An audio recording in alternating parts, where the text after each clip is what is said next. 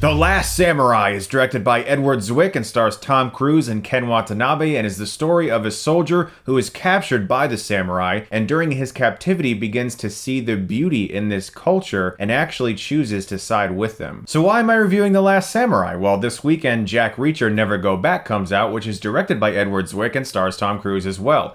This was their first collaboration, and it's one of my all-time favorite films, and I've wanted an excuse to talk about this movie for a really long time, and this is the best time to do it because they have another collaboration coming out. So let's talk about The Last Samurai. The first time I saw this movie, I was deeply affected by it. The thing that surprised me the most, and the thing that surprises me still today, is that while the battle scenes are gloriously epic, extremely well filmed, and very well choreographed, and everything looks brutally realistic, the battle sequences were not the focus of this film. The focus of this film is a heartfelt friendship that blossoms between these two men who both come from very different cultures. Tom Cruise plays Nathan Algren, an American soldier who's a complete drunkard. He has a history of supposed victorious war battles and he's very decorated, but he's become a drunk idiot. And after being hired to specifically train soldiers to go out and defeat the samurai, he is eventually captured by these very samurai he's supposed to kill, and that's when he meets Katsumoto, played by Ken Watanabe,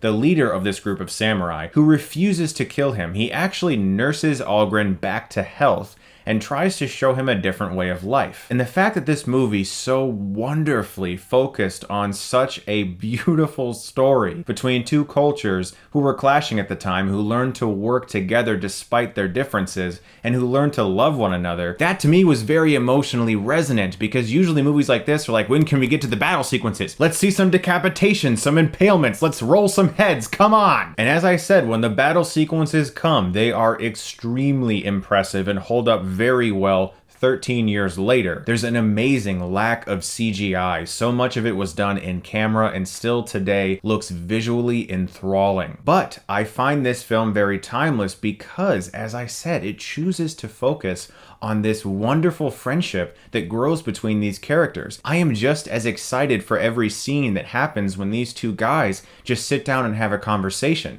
In fact, that's something that they talk about quite often, that they just love having conversations with each other. They love learning about each other. It's such a beautiful film in that regard. Something else I want to touch on is that when this movie came out, a lot of people were complaining that it was another movie with a white lead that's supposed to be about a Japanese culture, and it's called The Last Samurai, and Tom Cruise is the big epic Last Samurai hero. And these were complaints clearly made by people who had never seen this film, because this film is about two cultures that were at war with one another, who learned to work together and respect each other, and actually became great friends and grew to love each other. There's nothing racist about this movie. Also, the title, The Last Samurai, the word samurai here is plural. It's about the last remaining group of samurai. This is not singular. This is not Tom Cruise. This is about the last remaining group of the samurai culture. So I find those complaints completely ludicrous and incredibly unwarranted. Also, not to be overlooked is Hans Zimmer's beautiful score, particularly the song Ronin, which was used in like every movie trailer after this movie came out. This was also the very first time that I had ever seen Ken Watanabe in a film, and I remember seeing it back in 03 or 04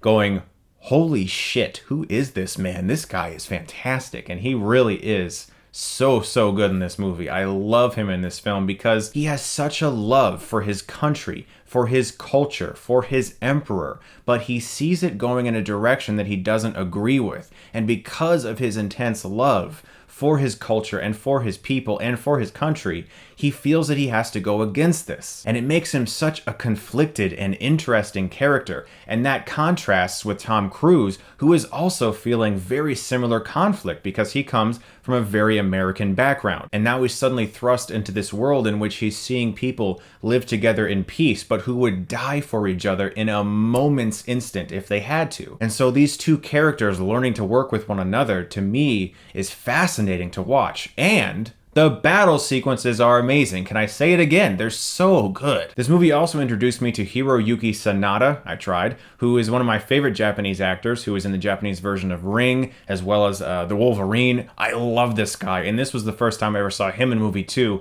and he is so captivating. He plays the guy who's in this village that Algren is in, and he's just like, I don't know about this guy. I really don't know about you. I don't like you. You're not like me. And watching those two characters learn to work together was also really fun. The Last Samurai to me is a very underrated film. A lot of people like it, but critics thought it was kind of fine when it first came out. I think it's a masterpiece. I'm gonna give The Last Samurai an A+.